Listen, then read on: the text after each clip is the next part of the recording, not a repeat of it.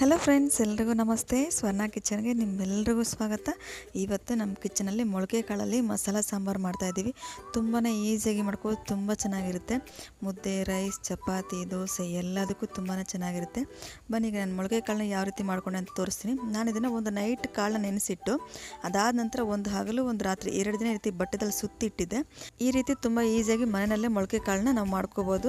In case time ಇಲ್ಲ ಅನ್ನೋರಿಗೆ, ಕೆಲಸಕ್ಕೆ ಹೋಗೋರಿಗೆ ಅಂಥವ್ರಿಗೆಲ್ಲ ಟೈಮ್ ಇರೋದಿಲ್ಲ, ಅಂಥವ್ರು ಬೇಕಾದರೆ ತರಕಾರಿ ಅಂಗಡಿಯಲ್ಲಿ ಸಿಗುತ್ತೆ, ತೊಗೊಂಡು ಅದರಲ್ಲೂ ಸಹ ಮಾಡ್ಬೋದು. ಈಗ ಇದನ್ನು ನೀಟಾಗಿ ಒಂದ್ಸರಿ ತೊಳ್ಕೊಂಡು ನಾವಿಲ್ಲಿ ಕುಕ್ಕರ್ಗೆ ಹಾಕ್ಕೊಳ್ಳೋಣ. ನಾನಿಲ್ಲಿ ಒಂದು 100 ಗ್ರಾಮ್ಸ್ ಆಗೋಷ್ಟು ಕಾಳನ್ನ ನೆನೆಸಿಟ್ಟು ಈ ರೀತಿ ಮೊಳಕೆ ಕಾಳು ಕಟ್ಕೊಂಡಿದ್ದೀನಿ. ಈಗ ಇದನ್ನೆಲ್ಲ ಕುಕ್ಕರ್ಗೆ ಹಾಕ್ಕೊಂಡು ಇದ್ರ ಜೊತೆಗೆ ನಾನಿಲ್ಲಿ ಒಂದು ಮೀಡಿಯಮ್ ಸೈಜ್ನ ಆಲೂಗಡ್ಡೆನೂ ಹಾಕ್ಕೊಳ್ತೀನಿ. ಆಲೂಗಡ್ಡೆ ತುಂಬ ಇಷ್ಟಪಡೋರಾದರೆ ಬೇಕಾದ್ರೆ ಇನ್ನೂ ಒಂದು ಆಲೂಗಡ್ಡೆ ಹಾಕ್ಕೊಳ್ಳಿ, ತೊಂದರೆ ಇಲ್ಲ. ನಾನಿಲ್ಲಿ ಒಂದು ಆಲೂಗಡ್ಡೆನ ಹಾಕ್ಕೊಳ್ತೀನಿ. ಈಗ ಅದಕ್ಕೆ ಕಾಳು ಮುಳುಗೋ ಅಷ್ಟು ನೀರನ್ನ ಹಾಕ್ಕೊಂಡು ನಾನು ಮೀಡಿಯಮ್ ಫ್ಲೇಮಲ್ಲಿ ಇಟ್ಕೊಂಡು ಒಂದು 4 ವಿಸಿಲ್ ತೊಗೊಳ್ತೀನಿ.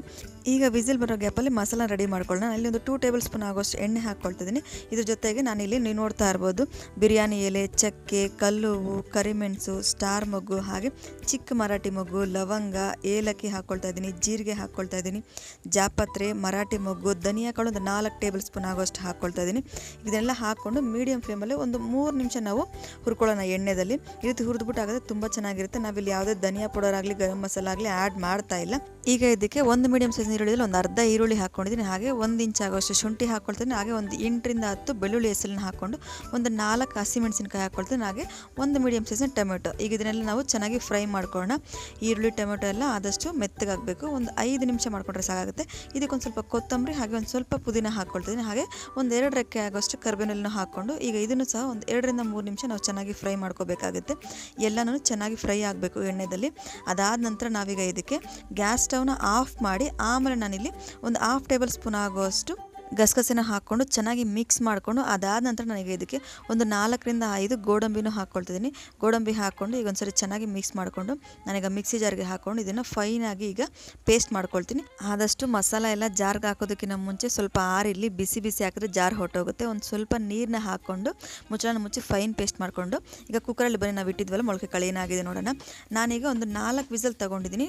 ಈಗ ನೋಡಿ ತೋರಿಸ್ತಾ ಇದ್ದೀನಿ. ಈ ರೀತಿ ತೊಗೊಂಡು ಸ್ವಲ್ಪ ನಾನೀಗ ಒಂದು 2 ಕಾಳನ್ನ ಇದರ ಕಿವುಚಿದಾಗ ಈ ರೀತಿ ನುಣ್ಣಗಾಗಬೇಕು. ಈ ರೀತಿ ನುಣ್ಣಗಾದರೆ ಚಪಾತಿಗೆ, ಪುರಿಗೆ ಎಲ್ಲದಕ್ಕೂ ತುಂಬ ಚೆನ್ನಾಗಿರುತ್ತೆ. ಈಗ ಇದನ್ನು ಬಾಣಲಿಗೆ ಹಾಕ್ಕೊಂಡು ಮಸಾಲೆ ಎಲ್ಲ ರುಬ್ಬಿಟ್ಕೊಂಡಿದ್ವಲ್ಲ, ಈಗ ಆ ಮಸಾಲೆನೂ ಸಹ ಹಾಕ್ಕೊಳ್ತೀನಿ, ಹಾಗೆ ಮಿಕ್ಸಿ ಜಾರ್ ತೊಳೆದ್ಬಿಟ್ಟು ಆ ನೀರನ್ನು ಹಾಕ್ಕೊಳ್ತೀನಿ. ನೀರು ನೋಡಿ ನೀವು ಹಾಕ್ಕೊಳ್ಳಿ.